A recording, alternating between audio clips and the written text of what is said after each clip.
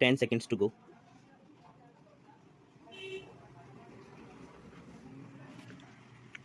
Start. In conclusion, I would like to say a word in regard to employment with which I have been dealing so far. According to the figures supplied, the number of displaced persons from Bangladesh employed through employment exchanges is only 37,000. This is very meager compared with their total number, which comes to 32 lakhs according to the official figures. This is with regard to Bangladesh refugees. The number of displaced persons from Pakistan employed through employment exchanges is not very encouraging, but still it is 75,000. I would urge upon the Honorable Minister to take this into consideration and see that something is done to find employment for these people. Of course, there is some expenditure incurred on general education and vocational training, but when we look at the number of persons who have been given vocational training, we find that the number already trained and under training is only 17,000. This figure also seems to be very small considering the magnitude of the problem before us. Some programs of general improvement have been undertaken by the government of West Bengal by way of setting up new industries, etc. These programs should be looked into and put into operation with a view to giving more employment to these displaced persons. Within the limited time at my disposal, I shall limit my remarks to refugees from Bangladesh. The first thing which strikes one as one looks at the various brochures and publications that have been given to us is the amount of contradiction one has to battle against. The first contradiction is in regard to the number of persons government think they have rehabilitated in West Bengal.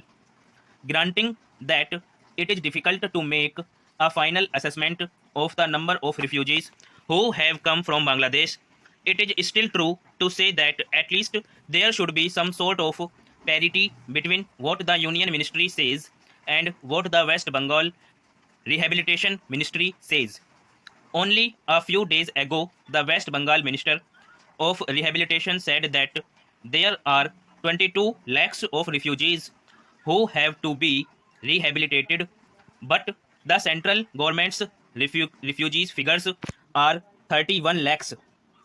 Unless the government know the number of people they have to budget for, it is rather bewildering to know how they mean to plan in bringing about their rehabilitation.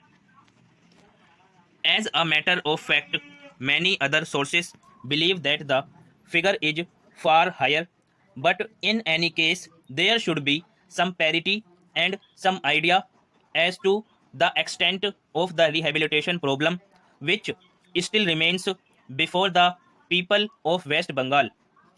The other contradiction is this. On the one hand, Shrimati Renuka Rai says that in the near future they will be making a successful completion of the work of economic rehabilitation of refugees in that state. But only last year, Shri A.P. Jain said that as yet the problem of the displaced persons from Bangladesh was a matter which was giving some concern. I really do not understand why, in spite of Shri A.P. Jain recognizing that the problem is still quite serious, Shrimati Renuka Rai should have made such a statement. Yet, when we heard the Honorable Finance Minister, we find that there has been a big shortfall in rehabilitation budget. I think that if the fact finding committee's report had been published, the assessment that we have rehabilitated about 50% of the people of Bangladesh who came over as displaced persons would have become quite clear in regard to its incorrectness. As a matter of fact, when we went round the camps and colonies in West Bengal, we found that as yet not more than 15% of the people have been rehabilitated in the sense that they are able to eke out their subsistence on the poorest levels. It is not more than 15%, and I think the figures of the fact finding committee are still lower.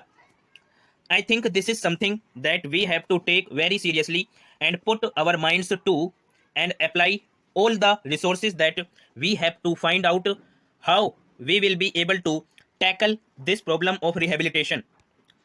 Now, coming to the question of relief, I feel that until we are able to give really proper rehabilitation, we cannot withdraw relief.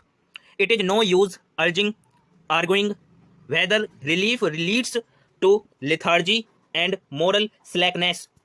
Unless our rehabilitation policies are fruitful, have we any right to starve the people to death?